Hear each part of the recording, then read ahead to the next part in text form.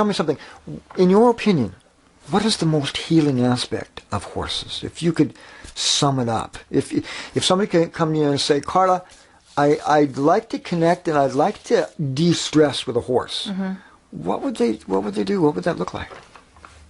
For me, especially as a child growing up, and often like kids are, not feeling like they fit in everywhere, with a horse you always feel like you belong. You can just be who you are, and it's all okay. You're enough just the way you are. And I think that's, to some degree, something that we all struggle with throughout our lives, whether we're kids or adults. We just need to feel like we belong and we matter and we're worthy of love and belonging. And I think horses offer us that. And it's simple, but it's profound. And if we can just sit and be with them and connect, we feel that. We feel like we're not judged when we're with horses, that we don't have to have the right clothes and have the right makeup and all the things that we feel pressure from through the media. We can just be. Nice. And that is huge. So acceptance. Be still and know that I am horse. Yes. That's a good title for a book, actually.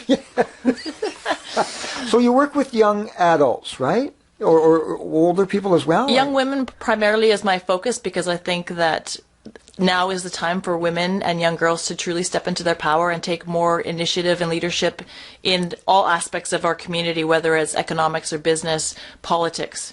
We need to start stepping up and bringing those things that horses teach us, the compassion, empathy, love, belonging, bring that back into our society so that we're not hating each other, but we're loving each other. No kidding. That is so cool. Yeah. How long have you been doing this?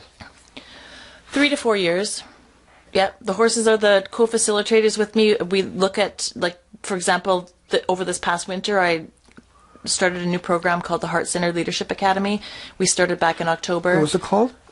The Heart-Centered Leadership Academy. Ah. So we had graduates from our Bold and Brilliant program, which is a 3-day program, and invited them to come every 2 weeks to learn these different themes. So compassion is one of them. What does compassion look like? What does it look like when you're practicing compassion? How is compassion important to leadership? And then going out into the community with their families and practicing and that coming back. So integrating and practicing all these things. What does authenticity look like? What does it mean to be who you are? Really? Because we're always worried about what other people think, right? So it takes a lot of courage. Courage was another theme. What does it look like when you're being courageous? You can still feel the fear, but there's a part that says, yes, I can do this. So it's very interactive. Yeah. It's not just look at a horse, get on a horse, ride a horse. It's learn from them, then take those principles and go out in the community. Exactly. And report back to you and your other peers that have taken the course. I think that's brilliant because it teaches community and it teaches obligation and it teaches a sense of community that has very strong bonds. Mm-hmm, how many horses have you got? 5 big ones and 2 miniatures. Yeah? Shetlands for the miniatures? They're actually miniature horses, so they are a breed unto themselves. No kidding. And that's for the wee little toddlers, eh? Well, they don't get ridden, so there's no... on a lot of the programs, we don't ride. It's a lot of working with the horse on the ground, working with the other girls in the group, so it's very much about, just working on the ground. With the horses. Nice. But the miniatures, they're very entertaining. They love playing. They're mischievous, but they're a great way if we do have some young women or adults that are a little bit fearful of the bigger horses. It's a great way to start. I would think it would be. Yeah. As a kid, I used to love riding Shetland ponies. Oh, yeah. And my buddy had a horse farm.